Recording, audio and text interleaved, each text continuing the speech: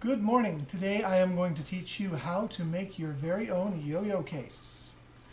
Before me are the things you will need for your case. You will need a box cutter for cutting your foam from whatever volume of foam you buy. You'll need a ruler or a tape measure for measuring to make sure it fits in your box. You will need some sort of case. Best place to go to get a case is thrift stores. Find something that looks neat. This is an old briefcase. I've turned all sorts of different things into yo-yo cases, but find something that looks big enough for what you want to carry around and isn't too heavy. Some sort of marker for marking the foam for cutting it in straight lines. You will need a can of tomato paste. You will need a can opener that instead of cutting inside the top, cuts around the bottom lip like this one. So it hooks on and cuts the bottom lip. You'll need a dish and dish soap. This is for lubricating the can for cutting the holes. So first step, cut your foam. I measured the inside of my case, cut the foam using the box cutter. I find a good sharp blade's the best. And now I need to test and make sure it'll fit. So you want it snug. You don't want it too loose so it moves around in the box, but you don't want it too tight. This is on the edge of too tight, and I'm using foam that I had left over from another project. And it's too big for this box. And what I'm noticing here is the lid doesn't close properly. So what I'm going to do is trim the top of this on an angle. Give it a bit of a trim along the front. Now my lid closes. Latches seal. Okay, I'm ready to start looking at cutting the foam itself. You're going to need to open your can of tomato paste. Again, you have to make sure you got a can opener that can open it from the side and take the top entirely off. Next step, you need to go make some pasta or soup or something so the tomato paste doesn't go to waste, or just get a Tupperware, empty the tomato paste into the Tupperware, take off the paper, and thoroughly clean the can. All right, I have a cleaned out tomato paste can. Ideally, it's a nice evenly cut rim, but my can opener's old, so it's bent there, but that's okay. It'll still work. You're going to need a dish with a little bit of water and a little bit of dish soap. Now you have all your tools ready. You need to measure your holes in your foam. Now here's the thing. You only need about half a centimeter, maybe 1 centimeter between yo-yos. So what I'm going to do is use yo-yos to plan this out. I'm going to leave some room around the edges because I know my foam's a bit big.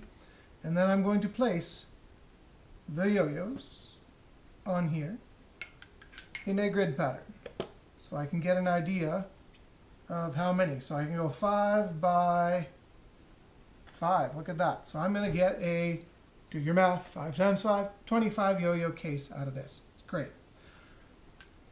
Now that I've done that, time to start cutting.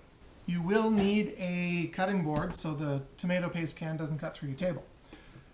Take your can. Don't drop it in the water.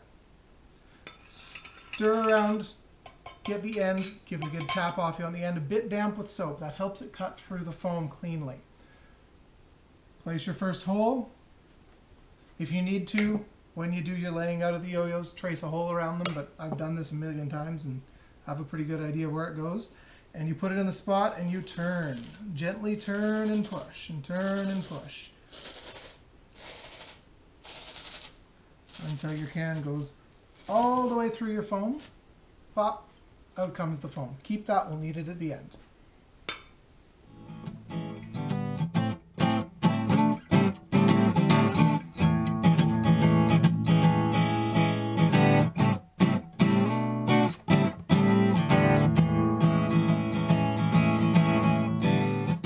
Okay, super exciting. I'm done. I've cut all of my holes. It's wonderful. Some of them aren't quite perfect, but that's life. But I noticed towards the end, because I'm using thicker foam than I'm used to, the edges of this got dull a little quicker and it was hard to cut all the way through. So I had to, in those last few holes, I got about 1/3 of the way down, dipped it, another 1/3 of the way down, dipped it, just to get it moving a little more smoothly, cutting right to the end. What next? Well, put it in your yo-yo case. Now with foam this thick, I think I can probably fit 2 yo-yos on top of each other. You're not really going to want to do that though. you'll end up with damaged yo-yos. And one thing I'm noticing that I missed at the beginning is this little hinge here needs some room. So I'm actually going to take my box cutter and trim a little bit off the edge here. So there's room for that. So you're going to need to pay attention to what's on the inside of your box when you're designing your foam. There we go.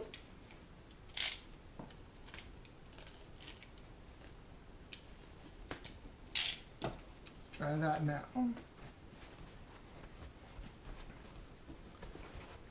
Now you'll notice, because I squeezed the most possible foam in here, some of the holes are deformed, but that's okay. Once a yo-yo's in them, they're great. Now, again, this foam's really thick. The yo-yo falls away, all the way to the bottom. So this is why you kept these.